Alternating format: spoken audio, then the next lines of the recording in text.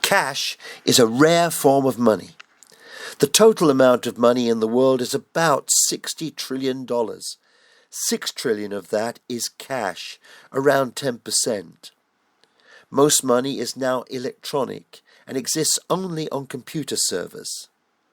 That is not quite true, for actually money exists only in the minds of humans. Like many things that hold modern society together, money is made from imagination. The first money known of is Sumerian barley money, invented 5,000 years ago. The Sumerians also gave us numbers. For many humans, money is what they live, breathe and work to get. To some, it is the most important of things. To others, enough to get by is enough. In 2018, the World Inequality Report showed that the poorest 50% of people capture 12 cents of every dollar, whilst the top 1% capture 27 cents of every dollar. 26 billionaires own as many assets as 3.8 billion of the poorest people. Former American President Bill Clinton used a slogan thought up by James Carville. It's the economy, stupid. People get exercised by the economy. The economy is what we do with our money. During the 2014 Scottish referendum, for those who opposed independence and voted no, the currency issue was one of their main worries. Dr. Timothy Rideout has thought through all the angles and possibilities and has recommendations for an independent Scotland and a new currency, the foundations of a prosperous new country. Step by step, in an easy-to-understand fashion, all you need to know about money for a new independent Scotland. Here's John, all the way from Annandale, Lockerbie. And so, John, tell him about that currency meeting we were at, John. Oh yes, we had Tim Rideout last night. We spoke at the SNP conference about the currency for Scotland, and we were reassured at how straightforward really it was. King David I, 1084 to 1153, King of Scotland, 1124 to 1153. He gave Scotland Holyrood Abbey and the first Scottish coins. How many of you are regular SNP conference attenders? Well, everyone. Right. So you were probably there a year ago when I upset the powers that be by managing to get Amendment D voted through. Amendment D, and I would ask Dr. Timothy Rideout to propose the amendment to be followed by Cameron. This debate is about Scotland's control of its economic policy. The fact is that if we use sterling, our monetary policy, so that's the interest rate, the exchange rate, the money supply, the inflation rate, will all be set in London. And our scope for fiscal policy, so what we tax and spend, will be limited. That did change the policy, so there has been quite a lot of spinning since, trying to sort of say it never happened, but we did change the policy that we would start preparations for a new currency straight after a vote for independence, with the aim of introducing it shortly after Independence Day, and shortly after means a couple of months, not what Andrew Wilson was telling the BBC the next day of 10 to 15 years. If he thinks 10 to 15 years is a short period, then he's got a funny idea about short. So anyway, so what we're going to do tonight is I'm going to take you through a little future history. I'm quite a science fiction fan, and I like the sort of optimistic science fiction, the sort of Star Trek type stuff where and you go through a sort of historical period. I'm not very into the sort of Blade Runner type sort of everything's a disaster sort of stuff. I'll still watch it, but anyway. So what we're going to do is we're going to go through a 3-year future history I'll keep the economics to a minimum, and we're going to look at how we get to the vote for independence, what happens after that, and what happens in the year after actual independence. If you can't read it, don't worry too much, I'll tell you the important bits.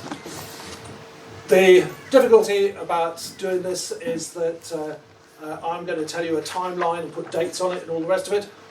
In 3 or 4 years' time, you'll be able to look back and say that guy was an absolute genius, everything happened the way he said it was going to happen. Or you'll be able to go, he was a complete idiot, nothing happened the way that he said it was going to happen. Anyway, for the purposes of tonight, Thursday the 10th of September 2020, there is another independence referendum, and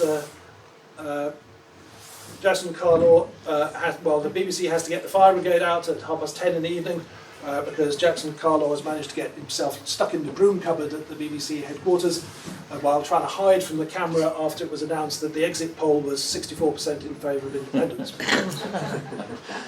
We like it already. So on Saturday the 12th, the UK Prime Minister Boris concedes that Scotland has voted to leave the Union. So I think I would suggest that a couple of things should happen shortly after that vote. Has anyone here heard of the Statute of Westminster 1931? No. Okay. Well, the Statute of Westminster was the process by which Canada, South Africa, Australia, New Zealand became self-governing. And the Statute of Westminster basically said that as of midnight on the 31st of December 1931, the Imperial Parliament, and that is what they called it, would no longer pass legislation for those territories without the written consent of the parliaments of those territories. So it's not independence, but it basically means that although Westminster would carry on passing legislation, they would not pass anything we didn't agree with. So there will be a sort of, most people seem to think, a 2-year transition period. So during that, we're still going to be subject to a UK budget and so forth. So they will still be passing legislation, but they will not be able to do anything if we say we don't like it. Yes. Okay. Now I would also add one other thing to this, which is I would delete the list of reserved powers from the Scotland Act. So that's the appendix on reserved powers would be removed. That is so that the Holy Rood Parliament has the power to start setting up things like the Ministry of Defence, the Ministry of Foreign Affairs, and not least the Central Bank for Scotland. So, because we're prepared, which we're not at the moment, then on the 5th of October, the Scottish Government introduced the Scottish Reserve Bank Establishment Bill and started off on its stage 1 process through Holyrood. If nobody else is going to do it, then I'm trying to get some people together in the Scottish Currency Group to draft that legislation, and I'm going to tell you a little bit about the motion or the resolution I have for conference about the principles for setting up the central bank. It does take at least 6 months, I think, for legislation to get through Holyrood, so we need to be ready with the bill, and indeed lots of other bills, because you don't want to be going after the referendum, sort of, oh dear, right, what do we do now? Or well, maybe we need a committee of civil servants to start drafting some legislation. We'll give them, a year to go and draft some legislation, then we'll start. So that's a case of not being prepared, and you need to avoid that. Let's just quickly rehash the silly 6 tests. And I did, I think, fairly comprehensively demolish them last year at conference, but they seem to be living on, zombie-like. Test 1, deficit and debt. Well, as has already been said this afternoon, we don't have any debts, as that's not allowed at the moment.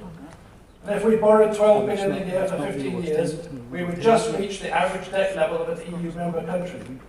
So where's the problem that this test addresses? Test 2, a credible central bank. The job of a central bank is to issue and manage a currency. If there is no currency, it's not a central bank. It can't be credible. So this is a catch-22 test. Test 3, does it meet the needs of the people in business? The only difference is the picture on the banknote and the new name. Your wage is the same, the prices in the shops are the same, it's all voluntary anyway. So why would it not meet our needs? Reserves, test 4. Seriously? We're going to get rid of the JERS deficit, run a surplus to put savings into a reserves piggy bank, while austerity crashes the economy and the SNP is booted out of government. The test is also irrelevant. as the new currency will not be handed out for free. Every new note issued has to be bought with sterling handed in to the equivalent amount. The currency actually starts automatically with 100% reserves. That could be 50 billion. That's 5 times what Finland has, and it's actually more than the 55 billion US dollars that the Bank of England has. Test 5. Does it fit our trade patterns? 50% of food and drink goes to the EU, 6% of whiskey goes to the UK. If you know what this test is about, send me an email. Test 6. Have we decoupled from the UK business cycle? We certainly should ditch UK mismanagement, but we never will do that by using sterling and having our policies decided for us in London. The only way to decouple is to have your own currency. So we still have to keep persevering with putting a stake through the heart and getting rid of them. My amendment did actually get rid of the implementation process, so that although they're still sitting there as advisory, there's nothing left in the policy that we adopted that actually says you have to take any notice of them. But let's just have a quick look. So, these tests, the first one was about deficits and debts. And at independence, Scotland will have no debt. We're not allowed to have debt. Only adults like Westminster are allowed to have debt. So, Scotland will be one of the few countries that becomes independent and has no debt. So I fail to see how debt can possibly be an issue about setting up currency. I don't know why there's a test about debt, because there isn't any. So, so what about debt? The deficit, it always annoys me when people talk about the deficit. They always talk about in the media and things, they talk about Scotland's deficit. Well, it isn't Scotland's deficit, it's the Scottish Government's deficit. There is a slight difference between the country and the government. So if you're going to consider Scotland the country, then you would be looking at our balance of payments, so the difference between our imports and our exports. And the best estimates that the Scottish Government have is that we have a balance, that our imports equal the exports and there is no deficit. And if your imports equal your exports and you haven't got a balance of payments deficit, that means that the country is paying its way in the world, and we can always buy our imports because we are exporting enough to pay for them. So Scotland can become an independent country and it'll have no problem in dealing with the rest of the world. We're never going to run out of money. So the point of that is that in terms of the country, Scotland can pay its way in the world. The UK is not paying its way in the world. It has the worst balance of payments deficit ever. It's approximately 150 billion a year on the goods, the trade account.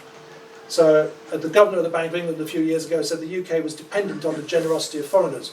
What he meant is that people are lending us that 150 billion a year so that we can carry on importing Mercedes and BMWs, etc. And we're also busy selling our assets. And that's not the government's assets, that's the country's assets. So when Vodafone sold their US operations for $80 billion, that financed our trade deficit for about 4 months. When we sold the Chinese, the Shard in London for $2 billion, that covered us for about 3 days. And the UK has now got to the point where, for the first time since they started collecting records 300 years ago, the Office of National Statistics shows the UK's net assets, that's us, the people, the companies and all the rest of it, are zero. So whereas in the 1980s the UK was one of the biggest net asset holders through all the things we owned abroad, we're now in a position where all the houses, the secret stashes in the Cayman Islands, the companies and whatever that we own abroad are cancelled out by what we have borrowed to finance our deficit on the balance of payments. So I think Scotland can always pay its way. The UK is going to have a problem at some point. When they talk about the deficit here, they don't mean the country. They always talk about it as if it was the country, but they mean the Scottish Government. And at the moment, the Scottish Government is not allowed to have a deficit. Holyrood has to budget for a balanced budget. In practice, it always has a small surplus. We always get castigated by the Tories and Labour Party for not spending all the money. We go, it's an outrage, they've got 300 million left. And that happens every year. So whenever they talk about the JERS deficit, whatever deficit they're talking about arises in London, not in Edinburgh. So that deficit is arising because we're being charged for a share of Mrs. Windsor's palaces, HS2, Crossrail in London, the costs of running the Foreign Office, costs of the Ministry of Defence, civil service pensions, and all the rest of it. And a lot of that money may be spent on our behalf, but it certainly isn't spent in Scotland. If we were independent, it would be spent here, and it would contribute to our tax revenues. You know, there's a great argument I think you could have about whether JERS actually means anything at all. But as I say, whatever deficit there may be is arising at the London end of things. Now, if Scotland becomes independent, then it probably will have a deficit because we will have all the costs of setting up things like the Ministry of Defence, Ministry of Foreign Affairs, building new office blocks, employing another 20 or 30,000 civil servants, etc. And that's an investment in getting the new country up and running. It's not a bad thing. Government deficit is actually quite a good thing most of the time. And various economists have come up with estimates, and general estimation is that for the first few years of independent Scotland would probably run a deficit of between 8 and 10% of GDP. That is not a problem, and we could do that for 13 years before we actually reach the average debt level of an EU member country. You've all been sold a lie over the last 14 years that government deficits are some sort of terrible thing that we should avoid, and we have to balance the budget and ideally run a surplus and whatever. It's not true, and you've seen that today if you've paid any attention to the budget, because this is a double entry accounting system. If anyone's run their own business, you always have a debit and a credit. You know, there's always the equal and opposite to something.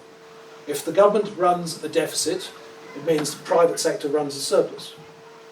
So the government runs a deficit, and we all have a surplus, so we have more money than we need, and we can save a bit of it. If you turn it round the other way, as the Tories want, and you say that the government is now going to run a surplus because we have to pay off some debts, what you are also saying is that the private sector, us, must go into deficit instead.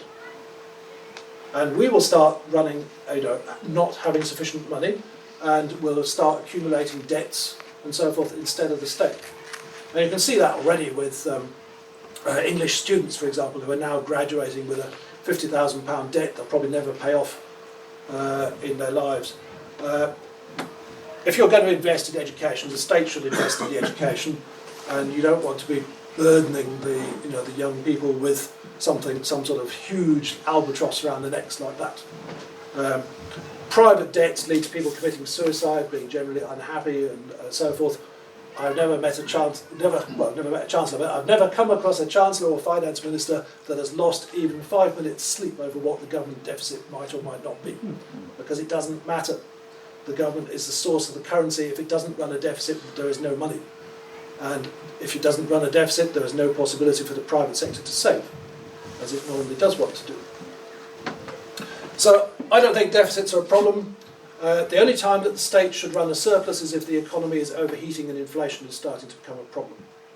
That means that, for example, before 2006, Gordon Brown should probably have been running a surplus in order to cool down the economy, should have been taxing property and so forth to deflate the housing bubble. He obviously did the opposite and poured petrol on the flames. But that's the only circumstances where the state should run a surplus. Anyway, let's not labour that too much, let's move on. The second of these tests was, do we have a credible central bank? Now, the only real purpose of a central bank is to run a currency. So if you don't have a currency, you haven't got a central bank. Period. So the only way you can tell if your central bank is a credible central bank is to introduce the currency, wait 5 or 10 years, and then see what's happened. And you can then say, right, well, it's working, currency's all fine, and so forth. We've obviously got a credible central bank, or no, it's all gone wrong, in which case you haven't got a credible central bank. But you can't decide that in advance. At the time of the Greek debt crisis in 2010, the European Central Bank had already been running the currency for 10 years, and people were still saying, is the European Central Bank a credible central bank? So this test is one that's impossible to answer in advance, that the only purpose of putting it there is to ensure that we never have a currency. Does the new currency meet the needs of the people? Well, there are 3 purposes to money. It's a medium of exchange. Can you go into a shop and buy something with it? It's a store of value. Can Ruth Davidson collect her £300 a day, stuff it in the mattress, and come back in a year's time, take it out and still have it worth £300? Yes, she can. And lastly, it's a unit of account. Can you keep your business accounts using this currency? And pretty much any currency achieves those three objectives. In old times past, there were some South Pacific islands which actually used cowrie shells as a currency. It worked perfectly well. So you then get the hoary old chestnut about do we have enough reserves, by which they mean foreign reserves. Who has heard of Professor Ronald McDonald? He's Professor of Adam Smith, Professor of Macroeconomics at Glasgow University. At weekends he works handing out fluffy toys in the burger chain, and in between whiles, in his evenings, he writes press releases for the Tory party. So last August he did one of those press releases where he said that an independent Scotland would need £300 billion of foreign reserves before we even consider having a currency. Now, does the UK have 300 billion of foreign reserves? No? No? No, it doesn't. The UK's foreign reserves are 55 billion US dollars. As there's 2 trillion of sterling, if you liquidated sterling, you'd get 2 cents in the pound. So if the UK has $55 billion, why on earth does he think Scotland would need 300 billion pounds? You know, I think there's something seriously dodgy about his economics. So, if you look at a comparable country to Scotland, like say Denmark or Finland, they both have foreign reserves of approximately 10 billion euros. So I think 10 billion euros would be the sort of level that we would need. However, I'm going to show you later that the reserves are automatic. We actually end up with reserves coming out of our ears, and you don't need to worry about where they come from because they come from selling the new currency. But we'll see that later. So let's move on from that one. They then had this very peculiar thing about does the currency fit our trade patterns? And this was where I said if anyone has a clue what this is about, send me an email. Because if you trade with the US, you change the Scottish pound into dollars. If you trade with Europe, you change it into euros. If you trade with China, you change it into renminbi. What on earth is that about? I mean, are they suggesting you have to have 6 different currencies if you're trading with 6 different trading partners? Who knows? And the last one of these tests was, have we decoupled from the UK business cycle? And we should decouple from the UK business cycle. The UK has mismanaged the economy since the 1920s, when Churchill decided to go back to the pre-war parity of $4.64 per pound. And it caused a massive deflation where prices and wages were halved between 1918 and 1926, wiped out much industry in the north of England by having an overvalued currency, led to the general strike and so forth. They haven't got any better since then. But if we go with the Growth Commission plan for Section C, which is that we use sterling for 10 or 15 years, then what we're saying is that London will set the foreign exchange rate, London will set the interest rate, the Bank of England will be basically running the economy along with the Chancellor of the Exchequer, and they'll be deciding all the important decisions on monetary and financial policies for Scotland. We will have no say in any of that. So if that's the case, how on earth do you decouple from the UK business cycle? Because you're tied to it, like Gulliver, got ropes in every direction tying you to the UK. So it's not going to happen. The only way you can decouple from the UK business cycle is to have your own currency, in which case you then set the interest rates and the fiscal policy, the monetary policy, and so forth, for what suits Scotland. So let's get rid of that load of rubbish. So the sort of things we should be thinking about. We need to get the legislation drafted to establish the Scottish Reserve Bank, so that we're ready to go. We're not waiting, messing around, waiting for some civil servants to come up with something. We need to think about getting the new notes and coins ready. And I think from my investigations, getting the notes and coins manufactured is one of the most time-consuming parts of a new currency. So it takes around a year. It's not just a case of getting a bit of paper printed. You have to do the design, you have to set up your security features, You have to make sure it's going to work for colourblind people, partially sighted, whatever. You have to make sure that the Bank of Tokyo is going to accept whatever you're producing as, something which they're prepared to deal with. We need to make sure that the new 5 pence coin is not the same size as the Thai 1 cent or something like that. All of these sort of things that need to be thought about. We're going to need a new bank payment system. This is not that difficult. At the moment, if you use a cash line machine or you log into internet banking or whatever, you're connecting into the sterling bank payment system. Now, obviously, once we introduce the Scottish pound, and for the purposes of these talks, I call it the Scottish pound, but it's up to us to decide what the name of the currency should be. You could go for the Merk, which was the old silver coin, obviously the same derivation as the German mark. But anyway, I'll call it the Scottish pound. You can't put Scottish pound transactions through the existing sterling payment system because they're the wrong currency. So you need a parallel system that works in Scottish pounds. Fortunately, the ECB created an ISO standard, an international standard for bank payment systems. So that defines the sort of computer messaging and so forth that is necessary for the payments to go through securely. So all of that exists. You just have to set up the actual wires and network and so forth for a new system that's branded as Scottish pounds. And because it's then using the ISO standard, all the bank's existing computer systems are interface with it. You don't need to change anything. They just add another currency. Already you could go into the Royal Bank and you could ask for a dollar account or a euro account or whatever. So just add on another currency to that.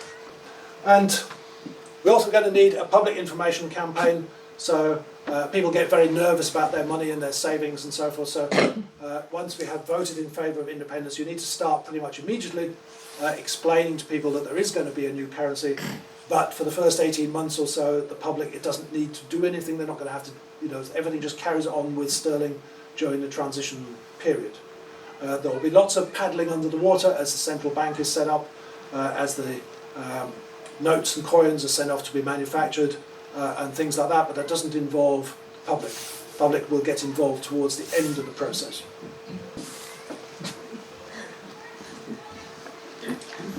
We need to make sure the premises, staff and so forth for the central bank are set up. I'm calling it the Scottish Reserve Bank. A Reserve Bank is a common name for a central bank, so you have the Reserve Bank of New Zealand, the Reserve Bank of Australia, Reserve Bank of South Africa, for example. We can't call it the Reserve Bank of Scotland because somebody's already got RBS, so we have to call it the Scottish Reserve Bank. And when I did the first one of these talks last May, I shared a platform with Professor Warren Mosler, who's a US economist, and he said that a basic central bank is a one-room office, about £15,000 worth of computer equipment, a bank accounting package, a network connection into the bank payment system, and a couple of people to run it. So a central bank is not a difficult thing. It gets more complicated once you start adding on things like regulation of financial services and stuff like that. But the basics of a central bank are the ability to debit and credit bank accounts. So your commercial banks have their reserve account at the central bank. The central bank can make payments to and from those reserve accounts, and it also holds the government's accounts, and it can make debits and credits to the treasury accounts as well. And that's what the central bank does. We need a new plan for the financial regulation, and what we should not do is what the Growth Commission suggested, which is to do a cut and paste job on the UK's financial regulation. We need a completely new system. In an independent Scotland, the financial sector and the banks should be working for the people rather than in the UK system where the people work for the banks. Now, financial regulation is not an area of my expertise. I'll leave that to somebody else. But I'll also say one thing which Professor Mosler said, which in his opinion the best way of looking at it is to define what financial institutions are allowed to do, while at the present UK system defines what they're not allowed to do. Now, if you define what they're not allowed to do, whenever the bank comes up with something new, like credit default swaps, it is by definition not on the list because we didn't know about it. It's something new. So they can anything new they can always do in the UK system. If you turn it around the other way and say, here's a list of what you're allowed to do, so a commercial bank, you're allowed to run current accounts, savings accounts, foreign exchange transactions, personal loans, business loans, mortgages, and that's it. Credit cards. And then stop, that's it. So when the bank says, well, hang on a minute, what about credit default swaps? No, they're not on the list, you can't do them. If you want to do them, make a safety case, demonstrate that you've thought of all the issues, prove to us that you should be allowed to do it, and then we'll consider it. So that's all I'll say about financial regulation. Let's move on to the last one.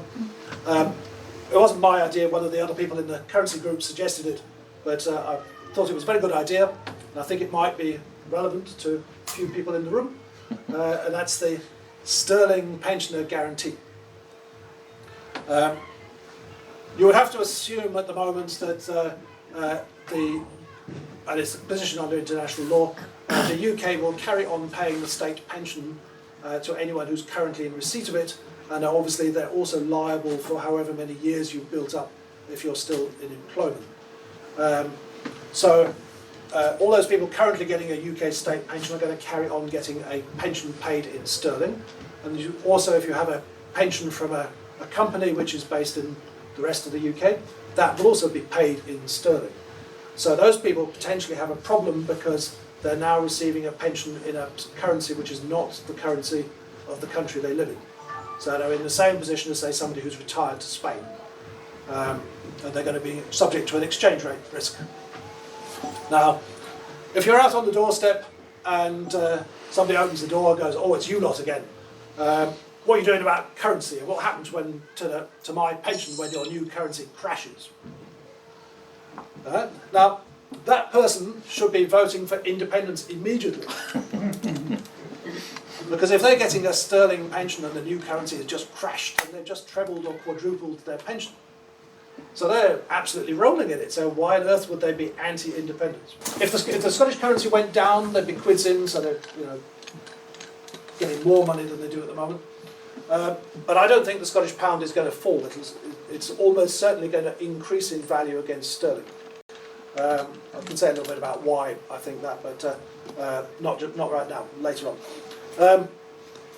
So if the Scottish pound goes up, the sterling pensioner has a problem because they're now getting less money. So all the guarantee says is that the sterling pensioner will receive the higher of the actual amount or the one-to-one converted amount. So if the Scottish pound went down, the pensioner's gaining. If the Scottish pound goes up, they get the same as they would have done, and the Scottish government makes up the difference. It's a win. It's a can't-lose situation for the pensioner. They can gain, and they can stay the same, but they can't lose. So it becomes a one-way bet for the pensioner to vote for independence. If you peg currencies, you peg the new Scottish pound against sterling, you're inviting attacks by speculators. It means we're going to have to use our foreign reserves to preserve the foreign exchange rate against sterling. So in order to protect pensioners, we're now giving our money to speculators. Not a clever idea. You're much better, you let the currency float. If the pensioners need assistance, you give the money direct to pensioners, and you forget about the speculators and leave them out of the picture. So that's what this plan does. It's much better. So let's move on to 2021. So the Scottish Reserve Bank Act receives royal assent. Wasn't one of these talks and somebody stuck their hand up and said, "Can't be royal assent," but it will be because we're not independent at this. We're not independent at this point. So same existing procedures will apply. And I've already identified the premises for the central bank.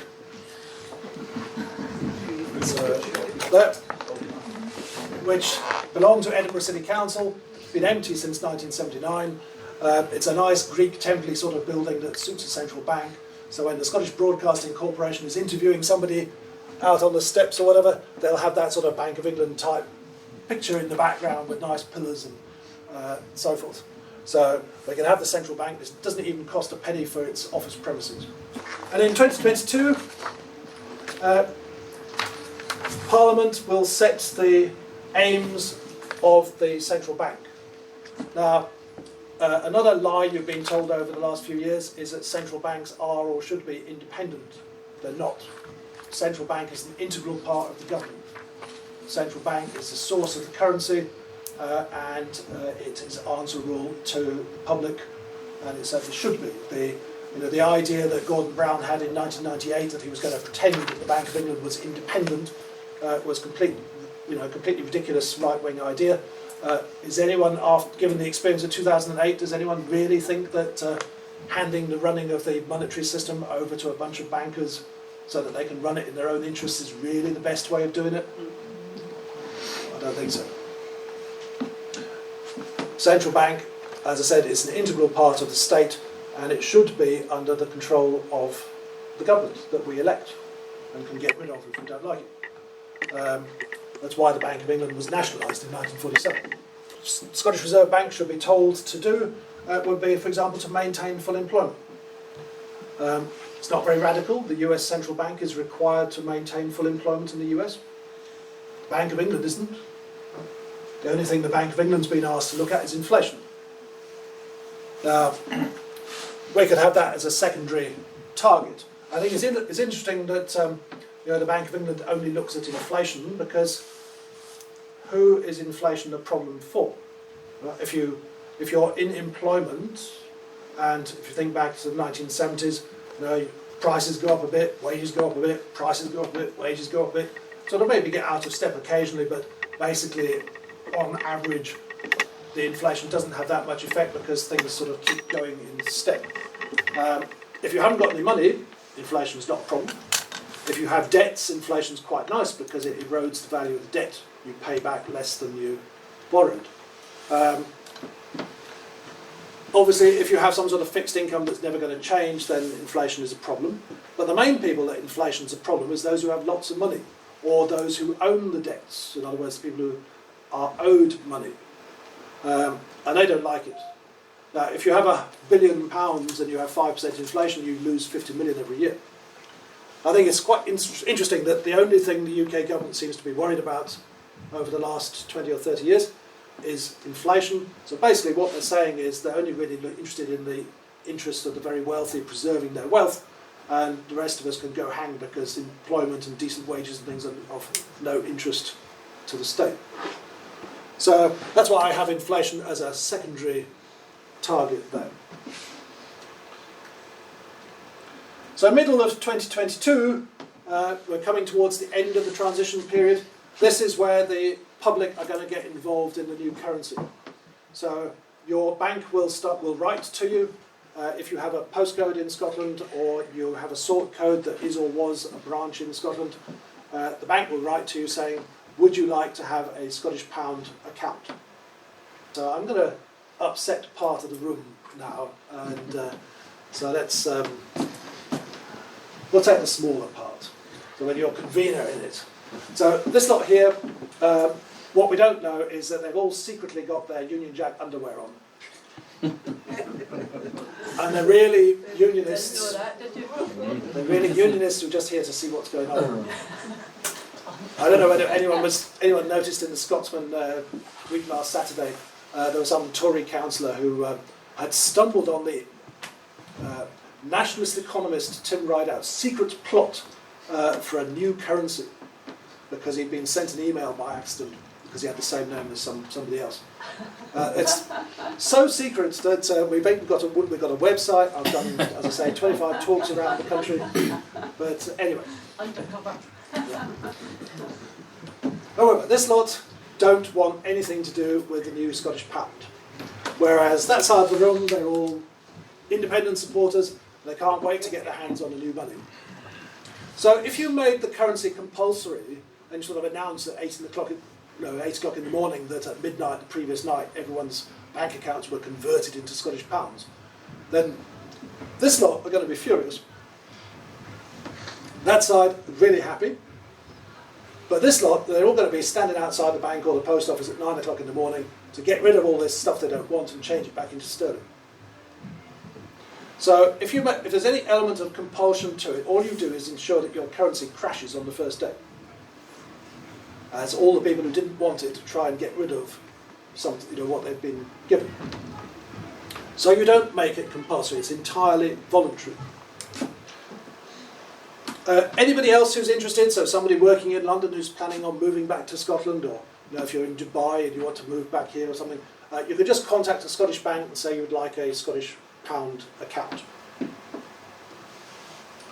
Companies, I would expect most companies will keep their sterling account and they will add a Scottish pound account. And that way, we work for a Canadian company where they're UK agents, and I've spoken to them about it. They simply have two accounts. They have a US dollar account, they have a Canadian dollar account, they have a US dollar credit card machine, and they have a Canadian dollar credit card machine.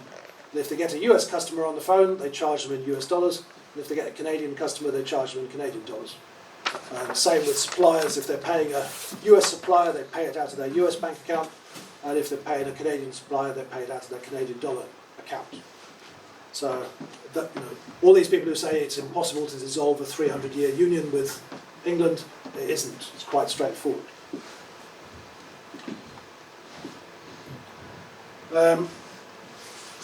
And at this point, somebody like De La Rue, big banknote printer, busy printing away and so forth on the new notes and coins.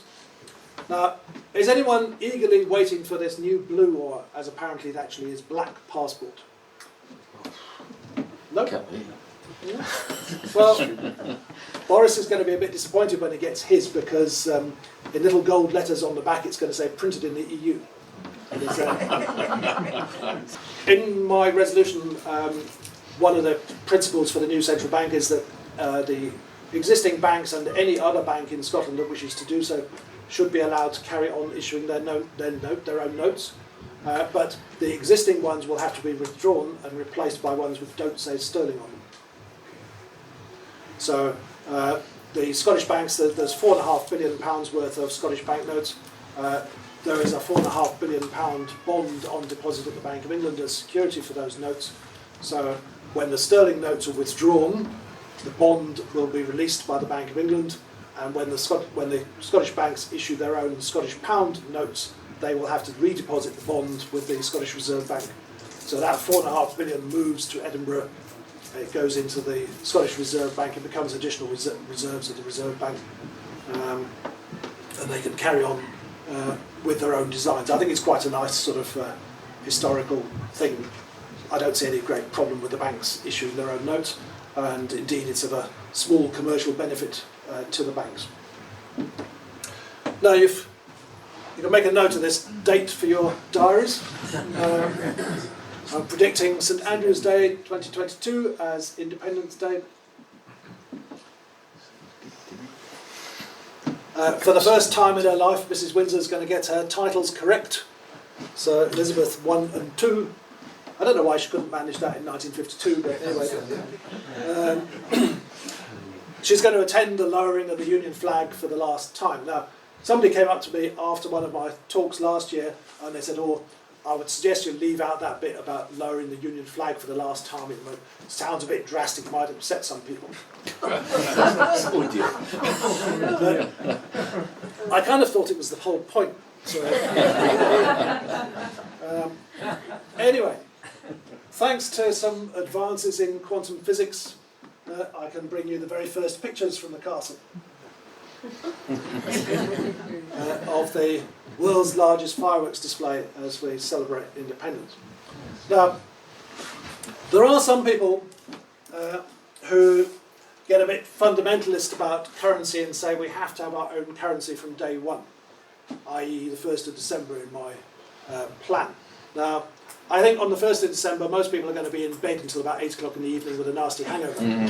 So it's probably not a good day for doing anything complicated, and certainly not introducing a new currency. So I'm going to suggest that we leave the introduction of new currency for about 2 months after Independence Day. So, as happens at the moment, when you get towards the stage where your credit card's running out, you get a new one maybe 6 weeks before you need it. So that's what will happen here. So the middle of December onwards, the banks will start posting out people's new debit cards, credit cards, online banking details, pay-in books, checkbooks, whatever else they've asked for. Middle of January, about 2 weeks before the new currency comes into use, same thing has happened with the euro. A souvenir pack will go on sale where you can get one of everything. Maybe have to leave out the £100 note because it might be too expensive, but you'll be able to go and buy one of these packs and in order to see what the new coins and the notes are going to look like, get used to them, feel them, so forth.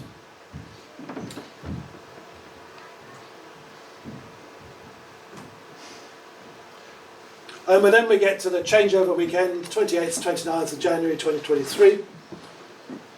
So the public don't have to do very much, but the banks and other people are going to be quite busy. So if you have asked for a new Scottish Pound account, then you will also have been asked, do you want to change all of your sterling, a percentage of your sterling, a fixed amount of sterling, none of your sterling, into the new currency. So let's say you've asked for £500 to be changed.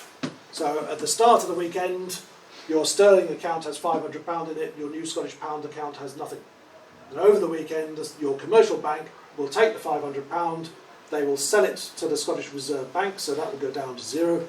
The Scottish Reserve Bank will issue 500 Scottish pounds, which will go into your new Scottish Pound account, and that will go up to 500. Okay. Now the important point about all of this is that the new currency is not handed out free of charge. We don't just take a big bundle of notes and throw them out in the road and let people pick them up. So what that means is that every Scottish pound that is issued is paid for by £1 sterling handed in. So this is why I said that our foreign reserves are automatic.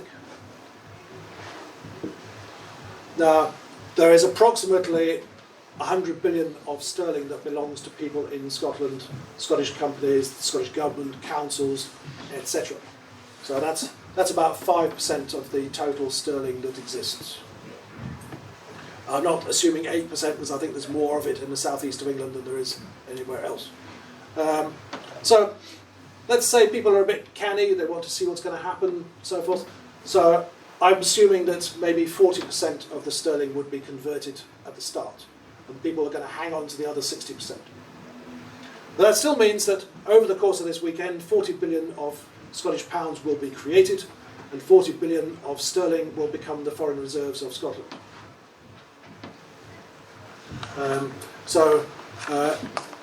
From the very first day, the independent Scotland with its own currency is going to have the same level of foreign reserves as the UK has.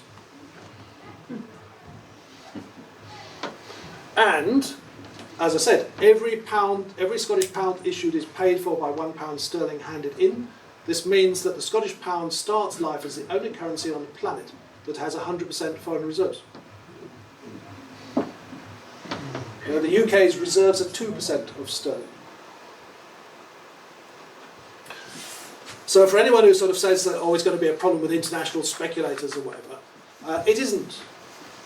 Well, firstly, when we start off here, how many Scottish pounds do international speculators or the financial markets have? None. Okay. So they haven't got anything to speculate with. And even if they enter into a contract, the Scottish Reserve Bank has enough reserves to buy back every single Scottish pound if it wanted to do so. So I think it'd be a very foolish speculator to take on the Reserve Bank, the Scottish Reserve Bank. Also over this weekend, vending machines, things like that, the cash line machines and so on will be emptied of sterling and will be replaced with Scottish pounds. So after this weekend, whenever you go to a machine, you're only going to get out Scottish pounds. It's not by law, but so if somebody at the airport wishes to have a machine which issues sterling, that's fine. But most of them will not do that. They'll be Scottish pounds only. Things like your station ticket machines, parking meters, and all that sort of thing. From this point, they will only accept Scottish currency. They won't accept sterling anymore. So on Monday the 30th, currency day, everything goes live. So you can start logging on to internet banking, making payments in Scottish pounds. You'll be able to use your new debit and credit cards, and so forth. And from this day, the Scottish Government will make official payments in Scottish pounds only.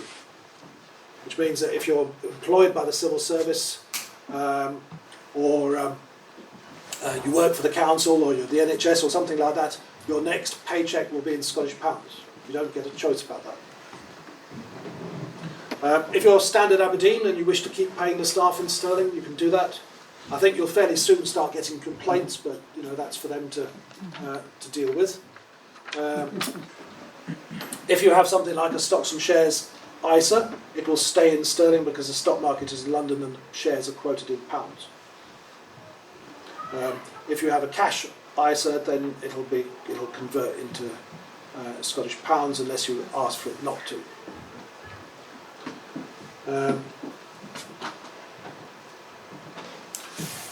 Now, there will be a short period. Could be 6 weeks, which is what I'm saying. Some people think maybe it needs to be 3 months. But there will be a short period where the new Scottish pound and sterling are pegged at a 1-to-1 rate. And without any foreign exchange transaction charges and so forth. I think that should end fairly quickly, and the Scottish pound should then start floating on the foreign exchange market. As I say, that's to be decided at the time. But what would happen here, a month later, the peg ends. That means that the Scottish pound will now start trading on the foreign exchange market. It will start going up and down relative to sterling. The bank will charge you for converting from sterling into Scottish pounds and vice versa. So it will be the same as if you use a sterling debit card in Scotland after this point, then it'll come out like if you used it in Spain, for example. So you'll see, purchased £55 Scottish pounds, exchange rate 1.02 plus 2.75% handling fee for the bank director's Christmas bonus fund. The Scottish Reserve Bank, in consultation with the government, will decide, can vary that date. So if sterling does start plummeting, you can always say we're going to break the link sooner. Because once you've got the currency introduced, it's the Reserve Bank that is maintaining that peg. They can stop doing that at a moment's notice, if it's necessary. But I think that's why I would keep the period quite short. We don't want an extended period of pegging the currency.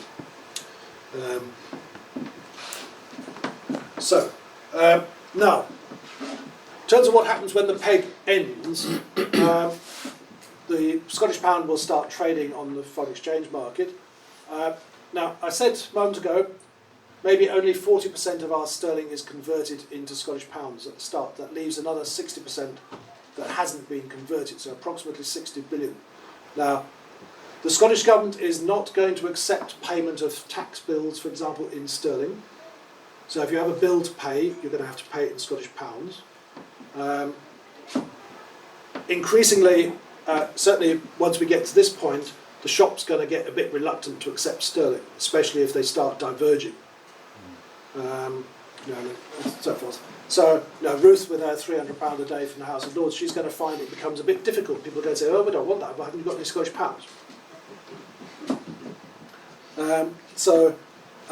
Those people, as soon as they see that it hasn't been a disaster, it's all working perfectly well, they'll start converting a bit more of their money into the Scottish pound. So by making it voluntary, leaving that tail of late exchanges out there, we've got a guaranteed market for the Scottish pound going forward over the next 2 years or so. So there's going to be 60 billion of sterling that is trying to gradually move into the Scottish pound. So we've got a guaranteed market. There aren't going to be very many sellers. Nobody's going to ask for Scottish pounds and then immediately sell them. If you wanted to keep your sterling, you keep your sterling. So I think there's going to be quite a lot of buyers for the Scottish pound and not very many sellers. And what that means is it's going to tend to go up in value against sterling. And because there's 60 billion trying to come in, we're going to have to keep creating new Scottish pounds, otherwise there won't be enough. So that can be done two ways. The central bank can do what the Swiss do and periodically sell more currency into the foreign exchange market. So the Swiss central bank, every couple of weeks it sells more Swiss francs to try and stop the Swiss franc going up all the time. And that just means that in Switzerland they accumulate ever more foreign reserves in the Swiss central bank. So that, foreign reserves are essentially fairly useless. It's not very clever to just build up huge foreign reserves.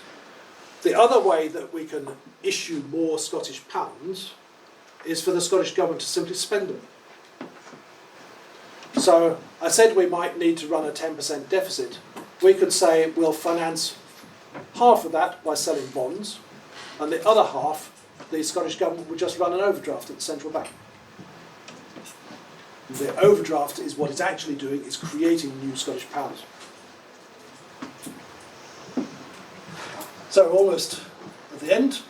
December the 31st, the end of, well, 3.5 years from now. Scottish currency has gone up to £1.12, and that means the pensioner guarantees in operation, so pensioners get topped up by 12 pence. The Scottish Reserve Bank is sitting on 50 billion and rising of foreign reserves. We only really need 10 billion, so you could take the other 40 billion and make it into a down payment into the Sovereign Wealth Fund, what used to be called the Oil Fund. It's no use really to the Scottish Government because it's in the wrong currency, it can't be spent in Scotland. And we're not going to keep it all in sterling, we're going to sell most of the sterling and we'll buy gold, dollars, euros, etc. instead.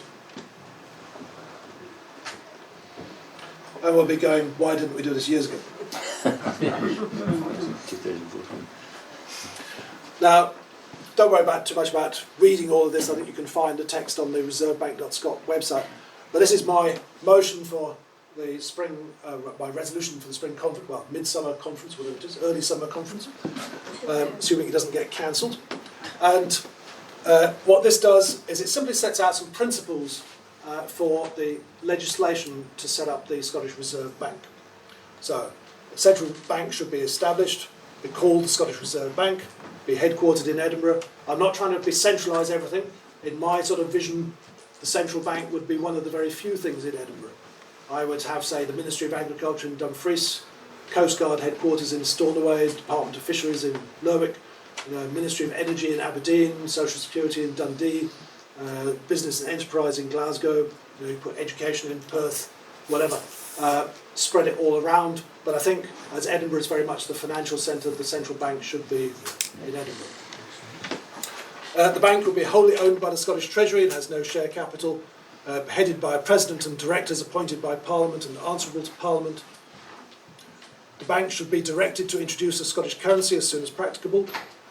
The Scottish Parliament will decide on and instruct the bank for the name of the currency. The Scottish Parliament will authorise the Scottish Government to direct the bank's monetary and fiscal policies.